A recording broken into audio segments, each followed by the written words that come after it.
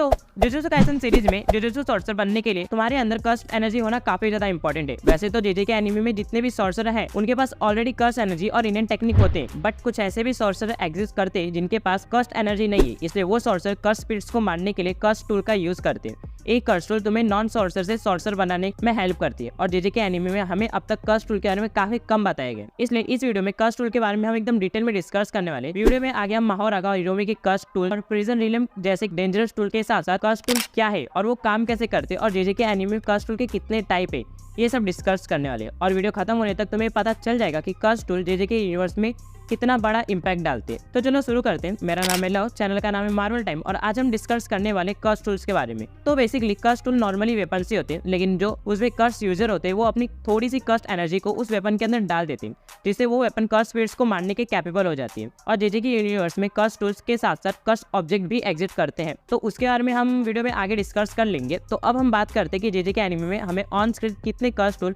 और ऑब्जेक्ट दिखाए गए। और इनमें कोई रैंकिंग नहीं, क्योंकि किसी भी कर्स्ट टूल की पावर उसके यूजर पर डिपेंड करती है। तो हमारा पहला कर्स्ट टूल है प्लेफुल क्लाउड, जो एक स्पेशल ग्रेड कर्स्ट टूल है। वैसे तो ये टोजी का वेपन था, but after the fight with Gojo ये टूल गेटो ने ले लिया था और इस टूल से गेटो ने यूटा और रिका से फाइट की थी। फिर गेटो के मरने के बाद इसे माकी ने रख लिया था और शिबुया आर्क में ये कर्स्ट टूल फिर से अपने ओरिजिनल ओनर के पास चला गया। ये कर्स्ट टूल 3 हैंडेड है, जिसे हम डिफेंड और अटैक के लिए यूज कर सकते हैं। अब यहाँ पर टोजी की बात हो ही गई है, तो हम इसके primary weapon inverted sphere of haven की बात कर लेते हैं। अरे वही कर्स्ट टूल जिसने गोजो के टुकड़े किए थे। वैसे जोक्स अपार्ट, ये एक स्पेशल ग्रेड कर्स्ट टूल है। ये कर्स्ट टूल इतना शार्प है कि इसने सिर्फ 1 शॉट में टेडो के ड्रैगन को मार गिराया था। वैसे टोजी के मरने के बाद इसका क्या हुआ ये शायद कभी हमें बताया नहीं गया, और तुम्हें पता है कि इसका क्या हुआ तो कमेंट बॉक्स में जाके बता देना। तो अब हम बढ़ते हैं अपने थर्ड वेपन की तरफ, जो है द चैन ऑफ 1000 माइल। ये एक मिस्टीरियस कर्स्ट वेपन है जिसे टोजी ने गेजो के फाइनल बैटल के दौरान यूज किया था। ये एक डिस्ट्रक्टिव वेपन है जिसका यूज डिफेंस के लिए किया जाता है। चलो अब बहुत बात हो गई टोजी के वेपन्स के बारे में। अब हम बात करते हैं one of the coolest and powerful shikigami Mahoraga के कर्स्ट टूल्स के बारे में,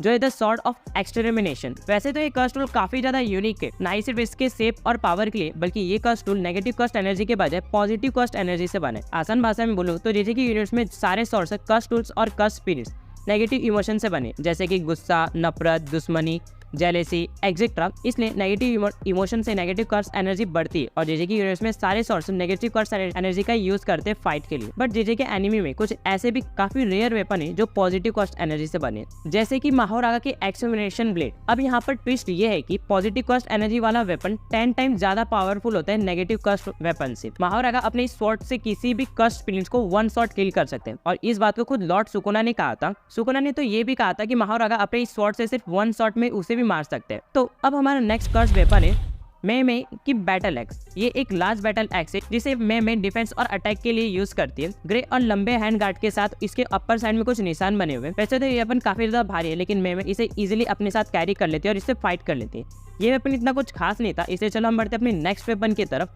जो है द स्प्लिट सोल कटाना। क्या तुम्हें पता है कि इस कटाना की सबसे खास बात क्या है? ये तुम्हारी फिजिकल लिमिट को ओवरकम करके तुम्हें एक एक्स्ट्रा स्पीड प्रोवाइड कर दे, जैसा कि इस कटाना के नाम में रखा है द स्प्लिट सोल कटाना। ये किसी भी कर्स्ट स्पिरिट या फिर ह्यूमन के सोल को काटने की काबिलियत रखती है, और एक बार इससे अगर आपने किसी ह्यूमन को काट दिया तो वो वापस रीजनरेट नहीं कर सकता, क्योंकि उसकी सोल कट चुकी। अब सोल की बात हो ही गई, तो अब हम बढ़ते हैं अपने अगले वेपन की तरफ, जो है कि हिरोमी हिगुरामा की स्वॉर्ड। अब ये टूल खास इसलिए क्योंकि ये भी पॉजिटिव कर्स्ट एनर्जी से बने, लेकिन इस स्वॉर्ड से एक नेगेटिव साइड क्या है जानते हो?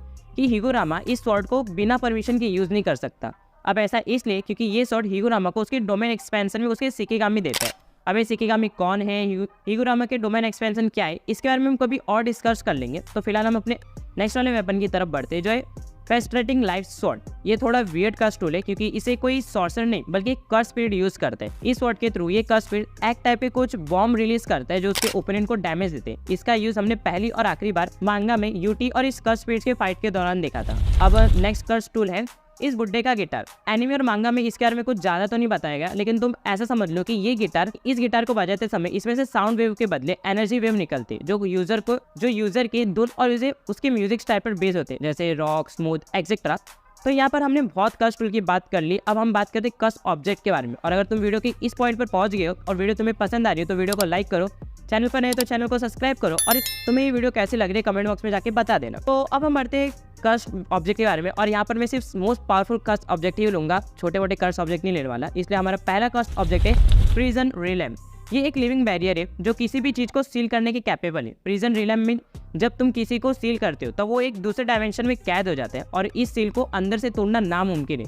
प्रिजन रिलम को अनसील वही आदमी कर सकता है जिसने इसे सील किया। इस कर्स ऑब्जेक्ट को यूज करने के कुछ रिक्वायरमेंट्स है जो तुम्हें एनिमे में गेटो ने बता ही दिए थे। तो नेक्स्ट कर्स ऑब्जेक्ट है कर्स वुम डेथ पेंटिंग। ये कर्स वुम एक जिंदा औरत के बच्चे हैं जिनमें 50% डीएनए ह्यूमन का है और 50% डीएनए कर्स स्पिरिट्स का। वैसे तो ये एक एक्सपेरिमेंटल सब्जेक्ट है और इसे जुजुत्सु काइसेन हिस्ट्री के सबसे बुरे आदमी ने बनाया था। और ये कर्स वुम कितने पावरफुल है ये हमने ऑलरेडी एनिमे में देख लिए थे, इसलिए तो भाई अपने यूजी तक की बैंड बजा दी थी। और यहाँ पर एक और कर्स ऑब्जेक्ट निकल कर आता है जो है सुकुना के फिंगर्स। अब इसके बारे में मुझे ज्यादा कुछ बताने की जरूरत नहीं है, तुम सब कुछ एनिमे में देख रहे हो और आगे और भी कुछ देखने वाले इस कर्स ऑब्जेक्ट के बारे में। ऐसे और भी वेपन्स और टूल्स ऑब्जेक्ट हैं जेजे के एनिमे में जिसे मैंने इस वीडियो में कवर नहीं किया क्योंकि वो इतने इंपॉर्टेंट नहीं। तो thank you so much watching this video पसंद आई है तो वीडियो को लाइक कर दो, चैनल पर है तो ऑफकोर्स चैनल को सब्सक्राइब करो। और तुम जेजे के एनिमे और उसके यूनिवर्स के बारे में क्या सोचते हो और ये वीडियो तुम्हें कैसी लगी है प्लीज़ कमेंट बॉक्स में जाके बता देना। तो मैं ये बोलना चाह रहा था कि मेरे अभी 12th बोर्ड्स चल रहे इसलिए मैं वीडियोस रेगुलरली नहीं डाल पा रहा, तो उसके लिए दिल से सॉरी। अब चांसेस है कि बोर्ड्स के बाद में रेगुलर वीडियो डालूंगा, बाकी मंथ में एक आध वीडियो आ सकती है मेरे चैनल पे, तो इंतजार करो। Thank you, bye, love you all, sayonara.